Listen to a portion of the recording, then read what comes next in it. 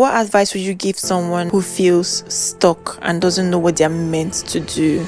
I've been thinking about this for a while. This space we've created together, it means a lot to me, more than I think I even say out loud. From all the conversations, the guests, the moments we've shared, to the messages you send, the questions, the way you show up here, it's never just felt like a podcast. It has felt like us. And over time, you've asked me so many things, some light, some deep, some very real. So I thought, let's do this differently today. No guests, just me sitting with you, answering your questions honestly. Before, I would see success as be very popular, have so much money. I still want that. I mean, the money part, by the way, it just looks a bit different now. I want to be impactful. When you get to talk to people, you realize that everybody has a story, and there are so many things that you can learn from that story and you can be inspired with, even from that story. So wherever you are right now, just know I see you. I appreciate you. And I'm really glad you're here. Let's talk. Where do I start from? Oh my God, guys. Welcome. First of all, welcome to the final episode of the season. And I just want to start by saying thank you to everybody that has made it thus far. And even thank you to anyone maybe this is your first time watching Beyond with Ezinne.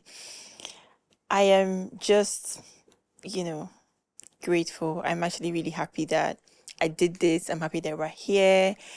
And I'm, again, very grateful to you guys. You guys are the reason, why I'm doing what I'm doing. So, for this final episode, I know that I put up a post on Instagram and I said I was going to do something different and make it like a Q&A. Because you know that all through the season, you guys have heard me interview people and speak to people. But then I want you guys to hear from me, the host, of course. So I put out a Q&A on Instagram and so many people sending their questions and, I put them together and that's what I have here. So I have all the questions and I'm going to try my best to answer to the best of my knowledge. So let us do this. How do influencers do it again? And nobody's even looking at me. Nobody's even paying attention to me. You're watching me on your phone. I did like this. You should have laughed. Unboxing video. Unboxing. So now I'm unboxing, Guys, please don't mind this. You know my background noise, Abby? I don't mind background noise, Oh, yeah, yeah. but not too much. These guys don't rate me. But anyway, so you guys are rate me. Thank you. So the first question that I was asked on Instagram, why, and a lot of people ask me this actually, why did you decide to start Beyond with Ezinne? What was the moment that made you feel like this conversation needed to exist? I spoke a lot about this in my first, second, and I think seventh season. And to be honest, I was actually at a point in my life where I needed more, and I was trying to figure out what more meant. And for those of you that don't know my background, I studied law. I did a pageant, Miss Nigeria, and I won.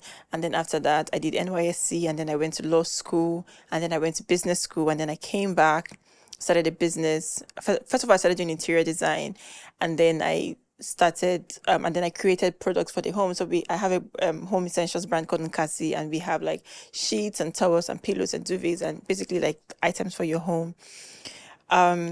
But then it just got to a point where I was just tired.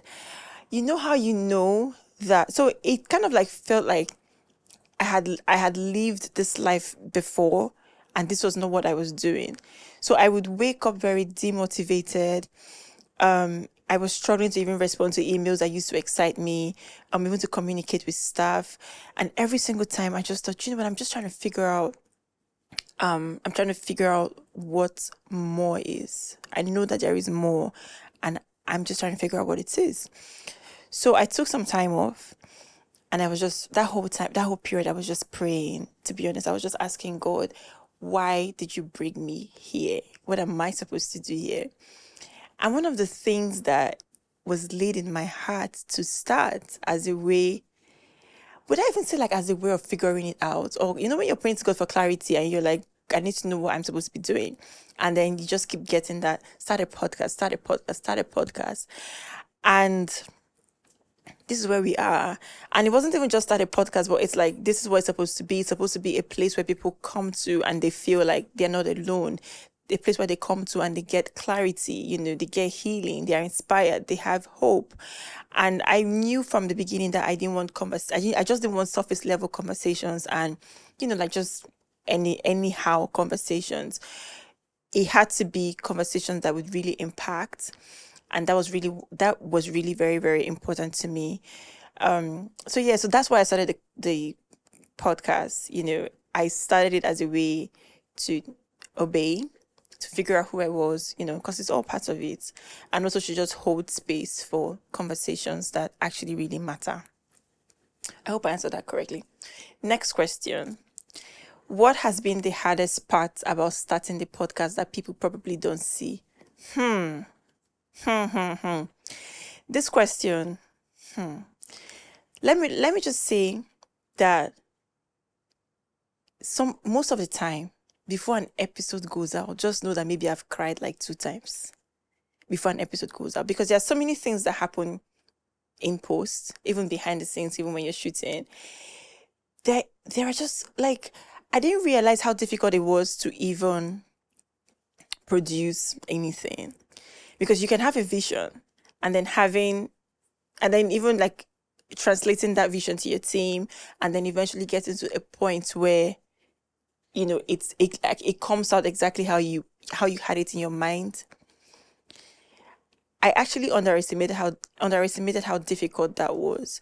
And so someone like me who strives for perfection in every single thing, I can say I used to be a perfectionist. It was actually very frustrating because you're going back and forth on things, like you're trying to communicate a vision to somebody, like you have it in your head, but then what you're saying is like, oh my God, why did I bother spending or investing in this when it's not really coming out the way that I wanted it to be? And so that was actually really quite hard for me at first. I remember praying a lot in the beginning and just asking God, is there something that you're trying to teach me with all of these challenges that I'm facing? Because you gave me the go ahead to do this, right? And it seems like every single step I take is difficult, and I don't want to take it as, no, maybe there's no route here, and then go back and do something else, because I know that it's not like anything is supposed to be easy anyway. It's supposed to be that easy anyway. So I was trying to be sensitive in the season and just figure out what is it exactly that I'm supposed to learn. And I think one of it was just not letting myself stop whatever it is that I was doing. So the moment I know, okay, sound is good, how are the visuals? Do you know what? It's okay. I'm not like, it's the first season, I'm going to improve on whatever, because I wanted to be like at 100% from the beginning. And no matter how much I invested or how much I tried, it just seemed like I wasn't really getting that in. Like at first, this was like, I'm talking about like very early on. So that was very frustrating for me, very, very frustrating. I think that the second thing that was hard about the second thing that I really struggled with when I was starting was just the idea of putting myself out there. Like I've always just been like a very reserved and private person. I didn't really want people to even know what I was thinking. I'm that girl sometimes in class, if they ask questions, even if I know the answer, I'm not going to talk. Like I wouldn't even raise my hand. So then you have a podcast, that means you can't have a podcast and not be a talker, right? So I really struggle with that, because it's like, now not only am I talking, but then I'm putting it out for people to now hear my thoughts and criticize, basically. So I really struggled with that in the beginning. One other thing that I struggled with again in the beginning, or rather even I still struggle with now, is just confirming guests to come on the show. So especially in this part of the world, podcasts have like a certain reputation, and people are very skeptical about it. Like you go to someone and say, oh, I have a podcast, please, can you be a guest? I really want to have a conversation with you. And the first thing they say, podcast. Please, I beg, I no get strength, because they've seen how people just trend, and people, like conversations go viral, especially for the wrong reasons. And it's like, you can have like a whole conversation about something really meaningful or impactful, and then the part of the conversation that is now put out to push the episode is the part where maybe you've said something that, that wasn't really maybe like the main conversation, and then that now becomes what everybody sees.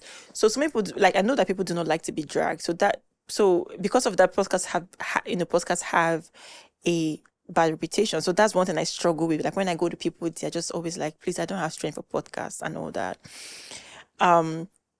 Then I have to always communicate to them that this is not that sort of podcast. Like we actually care, like for me, again, the numbers are nice, right? But it's not the reason why I'm doing what I'm doing. It's not because I'm trying to blow, I'm trying to get like 1 million views. I'm actually just trying to be effective. Like I just want the conversations that I'm having with people to actually be impactful. And even if it's just 5 people that watch it, 2 people that watch it, it's fine. There are times that I speak to people, and even on the show, they say things that, maybe other people will think, oh, this is gold, I'm going to use this to market this episode. Me and my team will just watch it and we're like, no, let's cut it out, because if we put this out there, this is the reason why this show is going to trend, and that's not why we want our show to trend. And so we look out for our guests in that way. And so we have to now, I have to explain to people and say, this is actually not that kind of podcast. And I think that I'm happy now, because now that I've shot an entire season, it's easy to say, okay, just go and watch this one. And then they have like an idea of the sort of vibe that your show has. And so it's a lot easier now. But in the beginning, it was like you were trying to explain something that didn't exist. And so they're looking at you like, you just want to take advantage, because that's what most of them do. That's what most of these shows do anyway. So yeah, I really struggled with that. Really, really struggled with that. Okay, so the third one. Did you ever doubt yourself before launching the show? Yes. I think, do I still doubt myself now?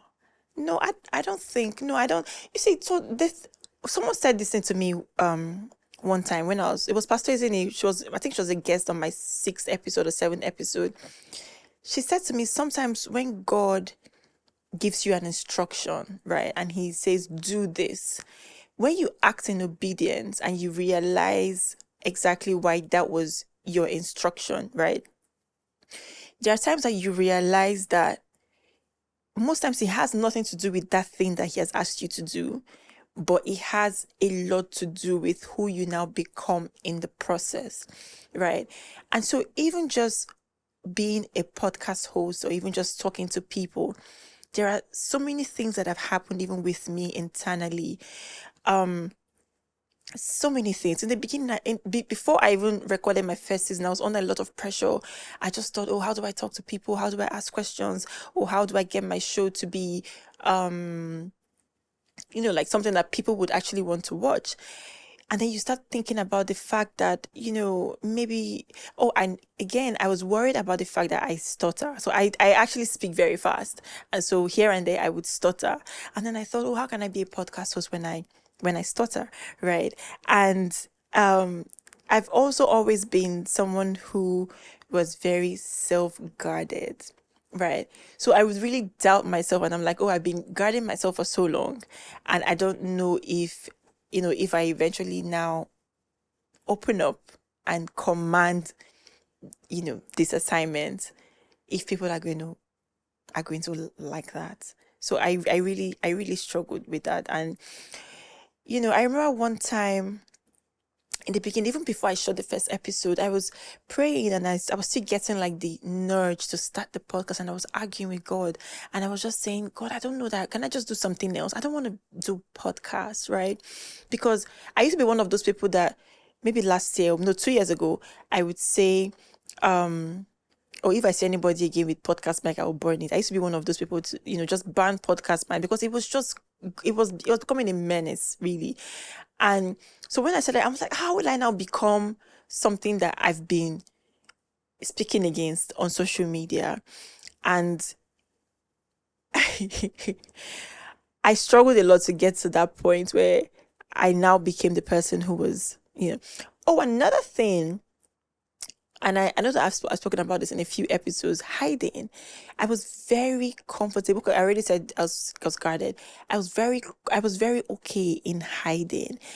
Like, when I said I was arguing with God earlier, I was saying to God, like, I really don't want to be um the person who is out there. I'm okay with being the producer or being the director, but I don't want to be the person who's in front of the camera. And I remember hearing the Holy Spirit so clearly that day. And what I heard was, you can't call yourself the light of the world and be in hiding. Go and study Matthew 5:14. And that's when I started really understanding what it meant to be light, and what it meant to be the light of the world, and just what it meant to have the life of Christ in us, and then that becoming our light. Like, I had to do a lot of study on just light, like Jesus as light, and also just the light that we see as light. Like, basically, I had to go back to study what is the function of light. And basically, it's to shine, it's to give, it's to illuminate, it's to give light to like a dark room. There's a part of the Bible that says, in Matthew 5 as well, that says, no one lights a candle and places it under a table.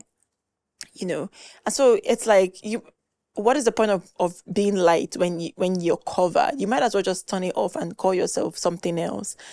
So I struggled with stepping into that phase where I now internalize it and know, listen, I am light. I have been called to be the light of the world. I am not hiding anymore.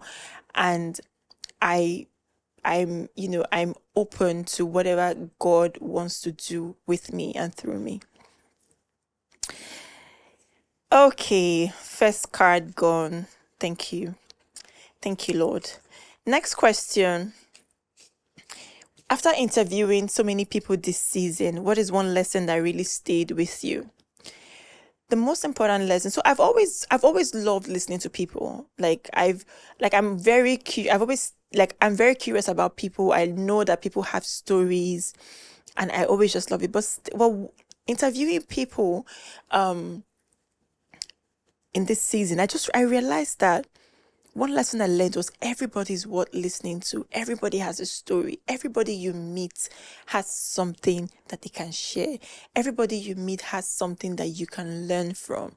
And so you might look at somebody and think, maybe I don't really want to, talk with this person. But then you eventually talk with the person and you realize, wait a minute, there's actually something here. No matter how the person presents, when you get to talk to people, you realize that everybody has a story, and there are so many things that you can learn from that story and you can be inspired with, even from that story. I hope I answered that correctly. Next question. What do you personally hope people feel when they listen to Beyond? I think I talked about this earlier. The question is, what do you hope people like? So when people watch my show, I want people to leave feeling inspired. I want them to leave, with clarity. I want them to leave motivated. I want them to leave knowing that they are not the only ones going through something or dealing with a particular thing. That's actually, I want people to watch my episodes and think, oh my God, I'm really moved, that really touched me. Or now I know what to do tomorrow. Or now I know what I should have done yesterday. That's the kind of feeling that I want people to have when they watch my show. Next question. Okay, we're actually moving fast. We've done 2 cards now. How did you figure out your purpose, or are you still figuring it out? So this particular question was this particular question on purpose made up 90% of all the questions that people sent to me. And the answer is, to be honest, I'm still figuring it out. I don't know that you get to a point where you can say, okay, I have arrived, right? Because God never really gives you the full picture. He just gives you different steps and different steps. Okay, go this way, go this way, go this way. It's when you now walk in obedience that you realize, okay, this is what he's trying to do, right? So how do you figure out your purpose? First of all, and at the risk of sounding very cliche or very churchy, the answer is God, really. And I say this a lot. You didn't just come here, right? The purpose of an item, let me just use item for example. The purpose of an item is not determined after the item is manufactured. right? And I'm using like like an object.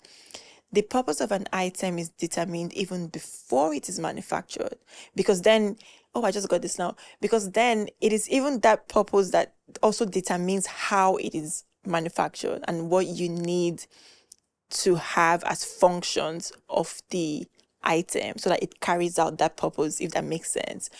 So it's important to know that you are not here by chance and you didn't bring yourself here. There's a reason why everybody was put on earth. There's a reason why everybody was brought here. And the person who has created us, who is God, is the person who has the manual and who can tell you what your purpose is. I don't know that you can discover really what your purpose is outside of God. I do not believe that you can. I went through a phase where I was trying to figure out what it was. I'm still trying to figure out what it is, right? But I realized that because I was a bit distant from God and I wasn't really taking my relationship with God seriously, that's why I was in that place where I was almost depressed and I used to think a lot, why am I here? What am I'm not happy going to work anymore. I'm not, I just kept feeling like there was more because I knew. And you would always know, like, I feel like people always know when they're at that place where they know that they're not really walking in purpose, right? Because you won't be fulfilled. It's not, you might be making money, but you wouldn't be fulfilled. So God, first of all, you have to go to God to ask him. Trust me, like, God does not want to hide your purpose from you because he needs you to actually walk in them. You have to go back to God to ask him, why did you bring me here? What is the purpose? I want to yield to your purpose for my life. I want to walk in alignment with that plan that you have for me. That is the only way that you start, you get on that journey and God now takes you from where you are to where he actually needs you to be. But it's like a journey and then you keep going, right? The second thing that I would say is, another way would be, if you look at your life, right, there are things that hurt you. There are things that excite you. There are things that you're just naturally gifted at. There are things that you're just drawn to and you don't know why. And how you would know is, for example, there are things that I know that I do effortlessly that when I speak to my friends about, they're looking at me like, how are you even able to do that? And there are things that they do that I know that I just could never even try. So there's a reason why people are given certain abilities or people are blessed with certain gifts. There's a reason why. So I think that that's also like a clear way to know, okay, this is like a field, or this is like an industry or like a field where I'm supposed to play, right? But it's only when you connect yourself to the maker or the creator or the writer of the manual that you're able to link all of those things and then every other thing makes sense. I don't know if I made any sense and if I sounded or if I just sounded church.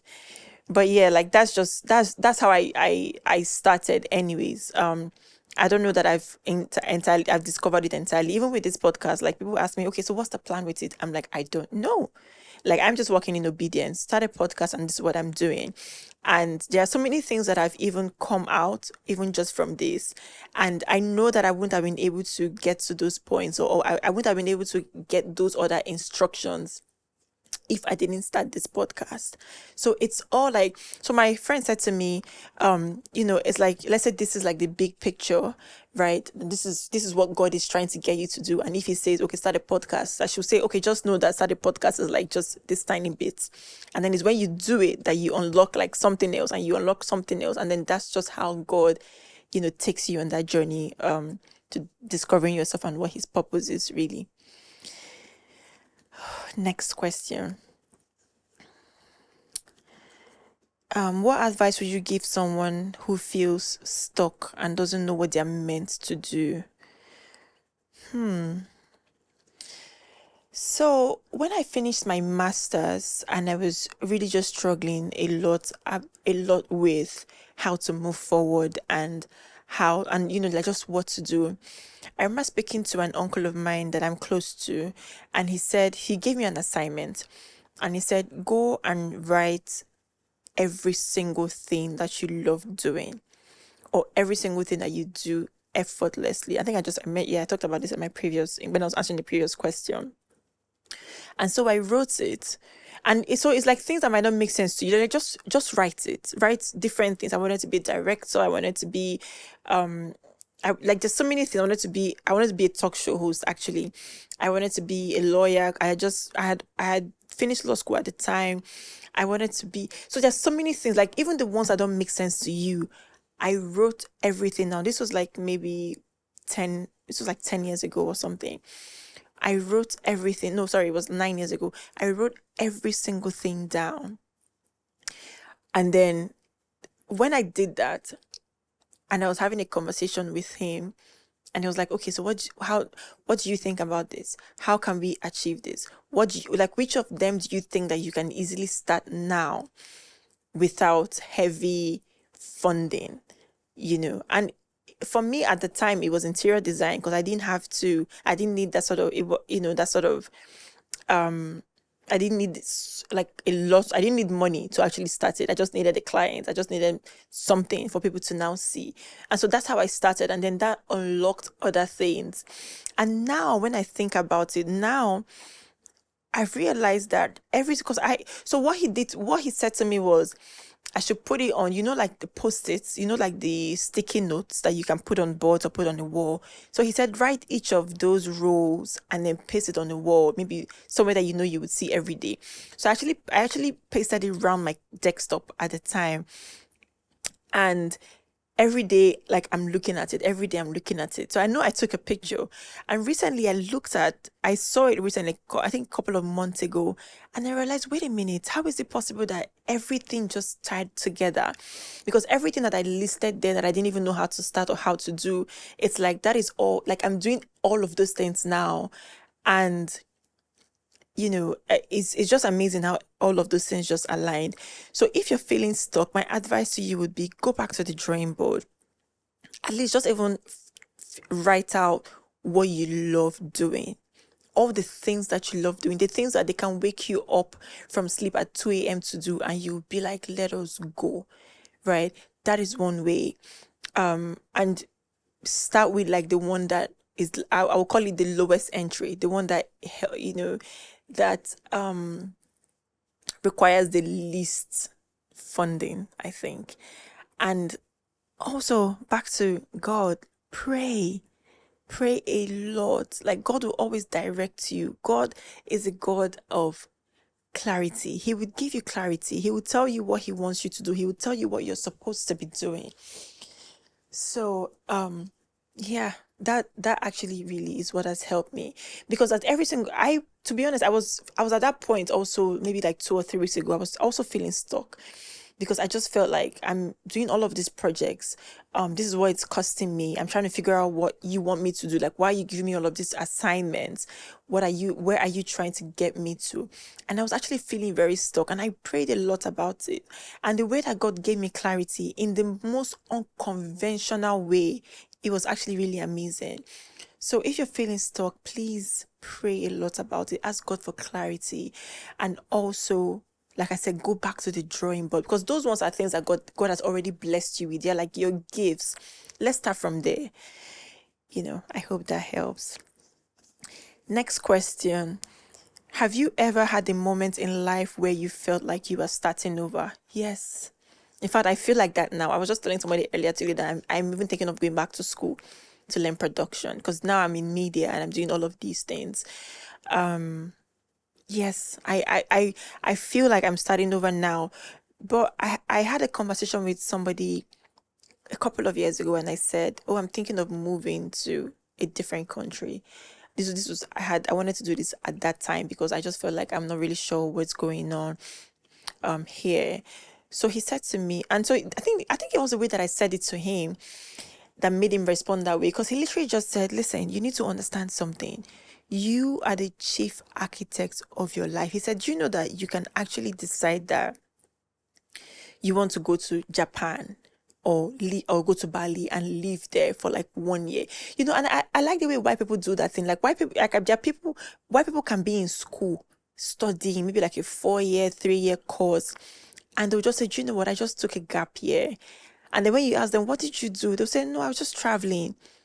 Like, these are people that are in control of their own, right? And I always really envied that. So when he said that to me, he was like, "You can actually decide to do whatever you want to do, and as an adult, you don't have to take permission from anybody, of course, with God leading you, right?"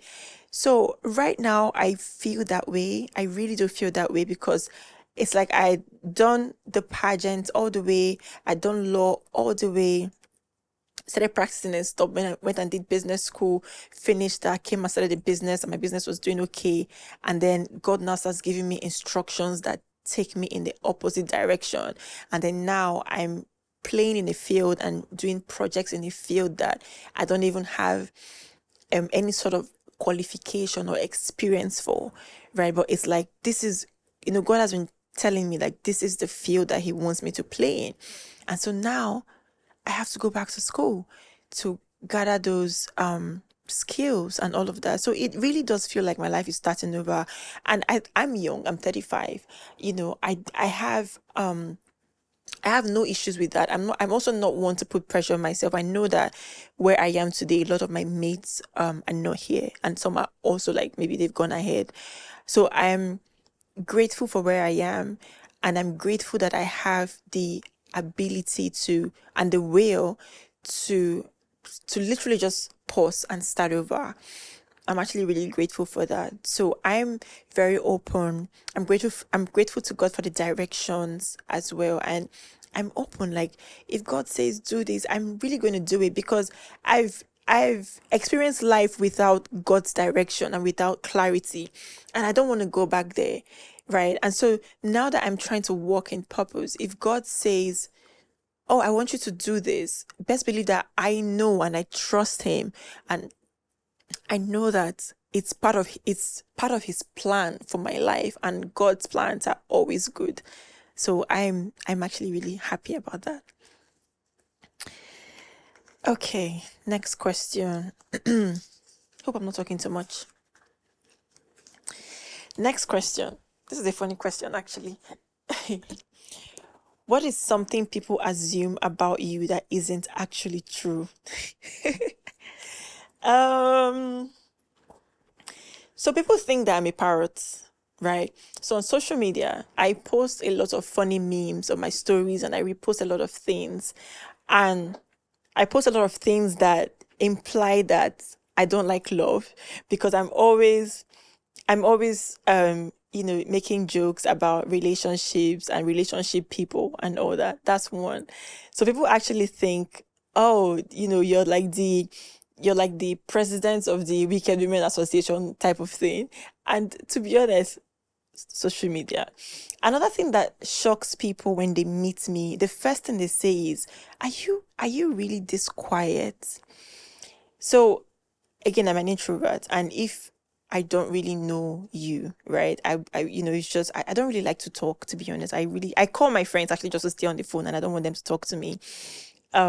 So people just assume, because you're super, you're very, like, I engage a lot on Instagram, they expect that when they meet you in real life, you're very chatty. But I'm only really chatty with people that are very close to me. So you can meet me the first time, the second time, and I'll just be looking at you like this. "How are you?" "I'm very well, thank you." That's it. So that actually shocks people a lot. That shocks people a lot. Next question. What is something life has been teaching you recently? This is very easy. Trusting God. That, like, you know, you when this is actually a very tough season, right? And God gets you to a point where you realize that He is all that you need. And because you're a human being and you're operating in the flesh, right? You're dealing with, like, things that you can see. There are issues, that you have to deal with, that are in the physical. And then you have to literally wait and trust a God that you cannot see, right?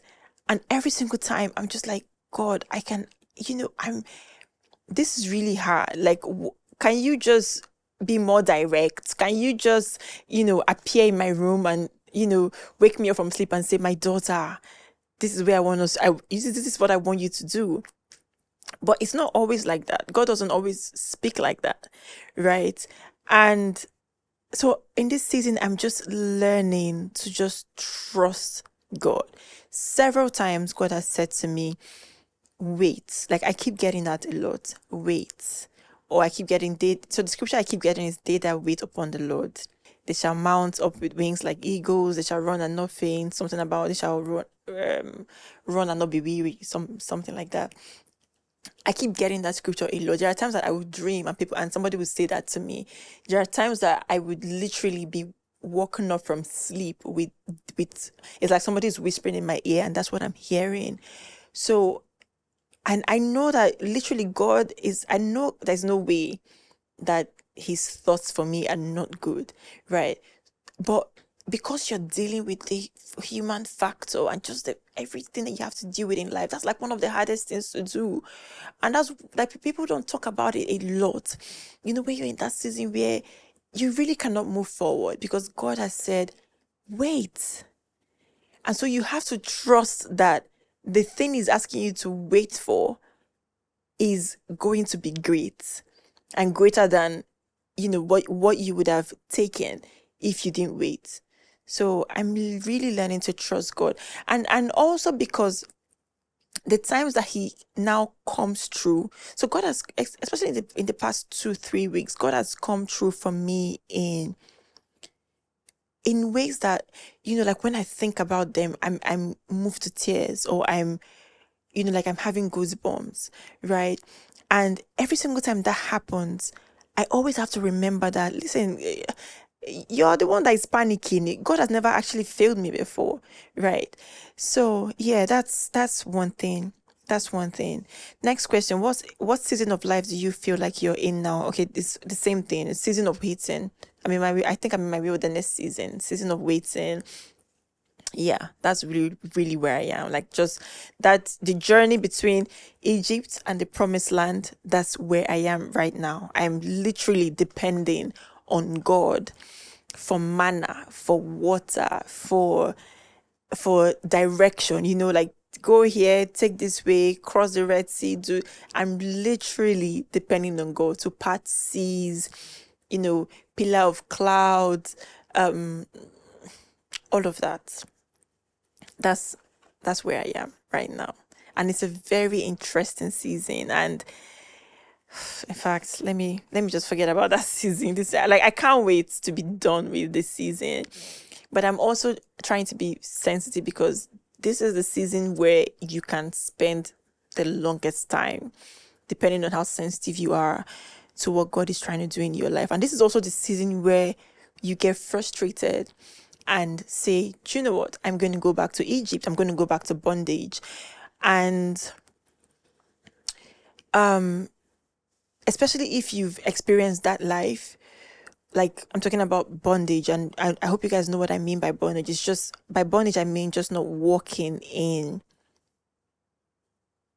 purpose, just not walking with God. That's what I call bondage. Right, especially if you've experienced not doing that and just even knowing how far God has brought you. Sometimes when it gets frustrating, like for example in the wilderness or in the journey through it, the children of Israel, they were frustrated many times. They complained, they nagged so many times. At some point, they even told Moses, like, you should have left us back. You should have left us in Egypt. At least we had food, right? But forgetting that they had gone through the wilderness, God had, shown them His powers in many ways. Manna was literally falling from heaven. Water was coming out of rocks. God was literally helping you guys fight battles. And sometimes it's difficult to forget, right? Sometimes it's actually very, very difficult, especially if you're faced with like pressure and you're thinking, maybe I should go back to Egypt. At least there was food there. I'm sure so many of you understand what I mean. At least there was food in Egypt, right?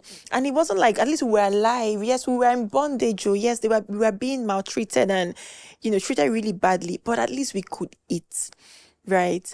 So yeah, it's a very, very interesting season that I actually cannot wait to be done with. But I'm just praying to God, what are the things that I need to learn? What are you trying to teach me? What are the things that I need for my promised land, for my land flowing with milk and honey?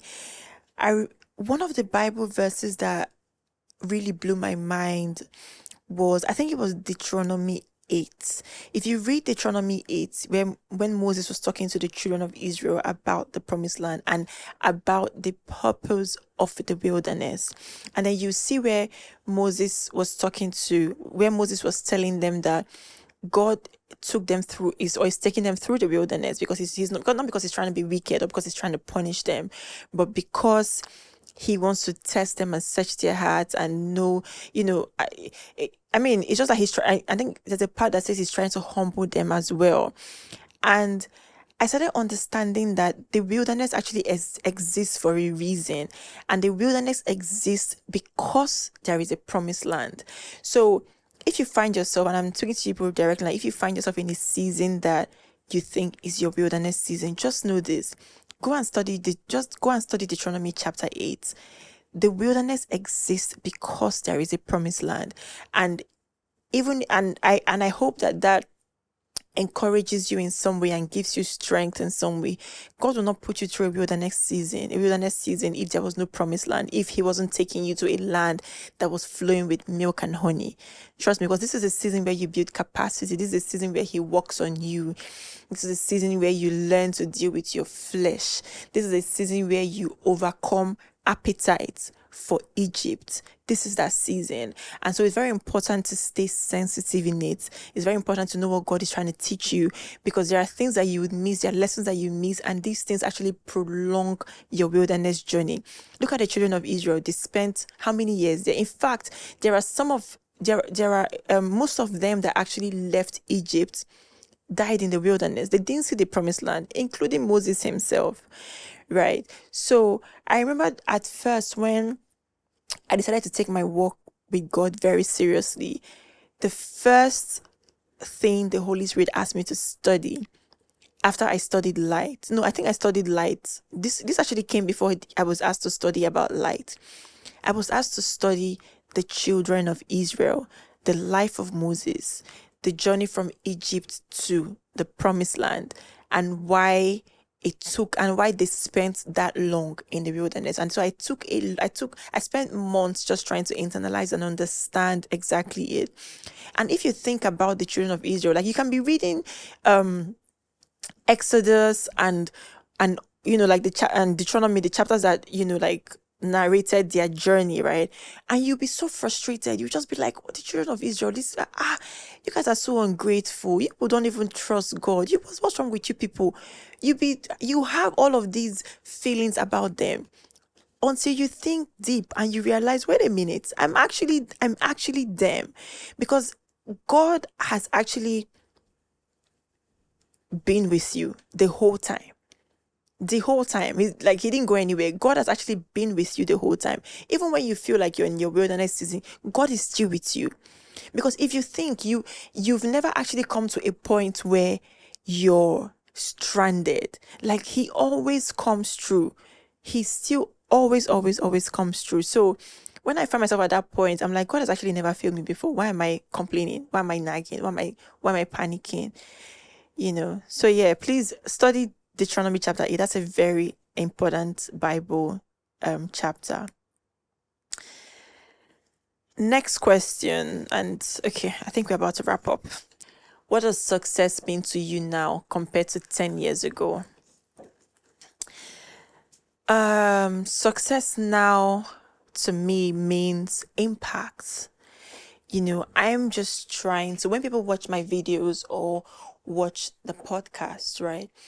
And I get feedback and people tell me how the episodes really impacted their lives or how it has changed one thing or the other about them, I actually feel very fulfilled and successful, and also humbled and grateful, because I'm like, God, who am I that you would use my platform to reach people in this way? So before, I would see success as, be very popular, have so much money, I still want that, but I mean the money part right away. But it just looks it just looks a bit different now. I want to be impactful, right? I want people to look at me, look at my life. I want people to watch my videos and be inspired. I want to be the voice that God would use to speak to somebody. I want to be that person. And if I'm able to achieve that, then that's success to me, really. Next question. Oh, okay. I think that's the final question. So thank God. Oh no, two more questions. Okay, there's one I missed. So this one, what do you do when you feel overwhelmed? Omo, Netflix. Last week, I didn't work last week because I was under so much pressure and I did nothing but watch TV. Guess what? And this is actually ironical. I sleep the best. Well, not the best, but I sleep the longest. Yeah, I think I'll say longest. I sleep the longest when I'm overwhelmed and when I'm under pressure. Like my body just takes its own rest, right? When I'm under pressure and so many things are going on at the same time, I'm just like, I beg, I beg, I beg, I beg. I leave everybody on red. I don't even pick calls. I don't even respond to nothing. I don't do emails, nothing. I just watch Netflix and I just stay. And that's it. That's literally it. Nothing else. Final question now is, how did grief change? Okay, yeah, final question. How has grief changed the way you see life? So when I lost my dad 3 years ago, so there are things that, so I think even when I think about it now, I still don't believe that happened to me, right? When when my dad died 3 years ago, even my siblings and I were talking about it, we didn't believe that, there are things that happen and it's like, oh yeah, we know now people die. Oh yes, I know that people lose their fathers, people lose their mothers. You know of it as something that happens, right? And it's very distant. But then, and by distant, I mean, even if it's your uncle, even if it's your grandfather, it's still a bit distant. I don't know if I'm explaining it correctly. Like, so your cousin can lose her dad or his dad.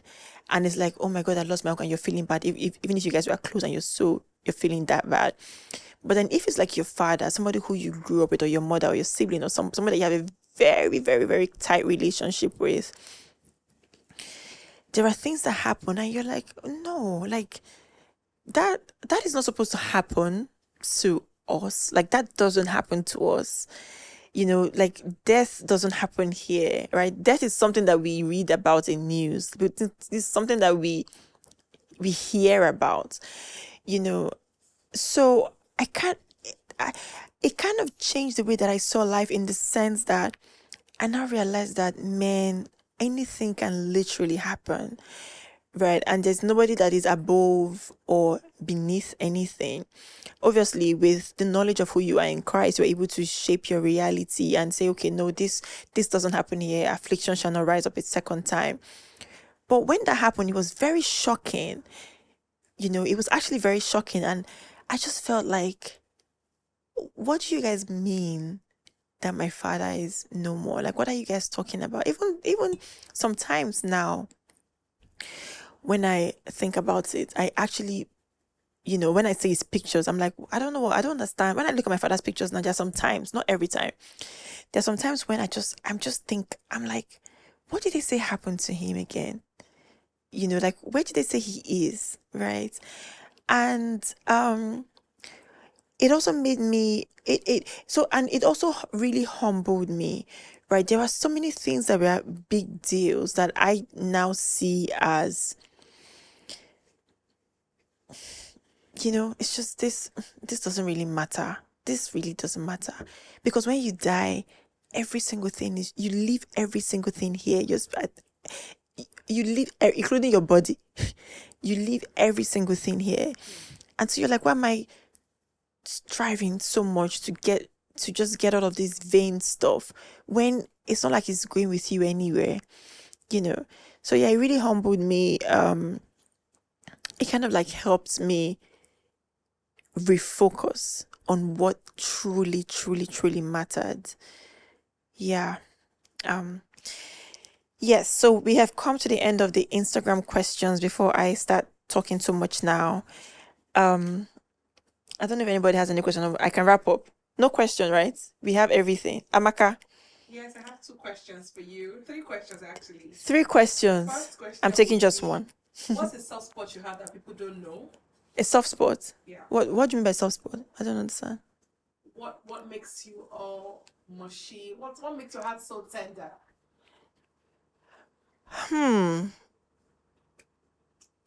Kindness. Is that a correct or boring answer? Very The, boring. you Not should, very realistic. she said For very. example, I can say I have a soft spot. Give me an for example. tangible. Oh, you mean like something tangible? Yeah, something tangible. Give me an example. Sorry, what do you have a soft spot for? What do you have a soft spot for? Or maybe it's the way you're. I have a soft spot for. Unless it's the way the question is drafted. Maybe my husband. Soft spot for your husband. I think so. Okay. As I don't get husband, which I don't have soft spots. No. Something that if everybody's saying no to, you can stake your head for that thing. Oh, that's very easy. That's my brother. So is Let me that ask question again so you can answer. okay? So what do you have a soft spot for that people do not know about? I have a soft spot for my brother. So now, is it like so again, let me speak like a typical Nigerian. Is it like something that has your mumu button? Yeah. That's it. Okay. My brother. So my siblings will yab me all the time. It's like if you like my brother. See, I can sleep outside if my brother says he needs this house. He needs my house for something, and he really needs me out of the house. I can literally sleep in my car, and I don't even know. And my sister is always telling me, "You're always spoiling this boy. Every time he needs something, I'm constantly thinking about my brother. There's no company that I have set up today that my brother is not a director. That he's not a shareholder. No matter how little, like my brother is, I don't know. My brother has my mumu button. I would take a bullet. I would go beyond and above for him. Yeah. Yeah. And guess what? Because he's actually very annoying. Do you understand? My brother's actually very like he's driving me crazy to the point where even when I'm talking to my sisters, I'm like, I don't understand. They'll be like, hey, but you're the one that's, he's actually my brother can be he's very sweet, but he can be very annoying. And I have just one brother, but yeah, he's the only person that has my move button. It used to be him and my dad, but then my dad is no more, so it's literally just him. And my mom is like very tough. She does, my mom does not. She doesn't need anybody to. My mom is very, But yeah, my brother. Next question. When was the last time you cried and why? When was the last time I cried and why? I cried 3 weeks ago. Like really cried, really cried. Yeah, I cried 3 weeks ago. It was because of my dad. So my dad's best friend and cousin, my dad's cousin and best friend, same one person, called me 3 weeks ago to ask me to do something for him. And we've never spoken on the phone. I only talk to him through my dad. Like if I'm my father and he calls my father, then I say, oh hi uncle, whatever. And we left very early after the funeral, so they arrived late. So I didn't even see him. So I had not seen that man in a long time. It's my father's cousin from River State. My dad's mom is from River State. So he called me with a number that I didn't even have his number. So when I heard his voice, when I heard my uncle's voice, my dad's cousin's voice, I just started crying, because I just heard, because the way he was speaking to me was also the way that he used to speak to my father. He's very chatty. He was like, oh girl, what should they do you now? I never hear you never come me since. When we come burial, when I don't come out. And again, I was thinking, which burial? Who died? Like that, like everything now came back. And after the call, my friend, after the call, I just said, I need the moment. And I just started crying. Like my dad had just passed. But yeah, it reminded me so much of him. And also it reminded me a lot about their interaction as well. Producer is done with her questions. Hello, Mr. Videographer. Can I go now? I have one question. You have one question. What's the question? Am I happy? Am I happy? Like right now, or in life in general? In life, right? So I think, I don't know that happiness is I don't know that anybody is ever really in a constant state of happiness, right? I'm happier than I'm sad. You know, I'm happier than I'm sad, really. I can say that. Right now I'm happy because like I had a miraculous encounter last week. And that has really made me very happy, and it has also taught me to trust God even more. But happy all the time? No. Happy in general, maybe average, I would say yes. But then there are just, there are times where you're just trying to figure stuff out, and there are times that you're struggling with stuff and you're waiting for God to tell you what to do, or you're waiting for Him to help you do what He has asked you to do. In those moments, I'm frustrated. But I think in general, yes, I'm happy because one, I am saved, and I'm God is teaching me things about myself that I didn't even know were there before. So yes, we're done. Yay! Thank you so much, guys. Thank you so much. We've come to the end of this video, and if you stayed to the end, God bless you. Call me, I'm going to give you ice cream. Yeah, so I'm looking forward to the next season, and I want you guys to look forward to it as well. There's a lot that we're changing, a lot that we're going to do differently, a lot that I've also learned, even just as a person, as a podcast host, just as a lady, as a woman in general. And I'm very excited about the next season and the conversations that we're going to be having. So thank you so much for your support. I am really, really grateful. Thank you so much, and see you in the next season. Bye.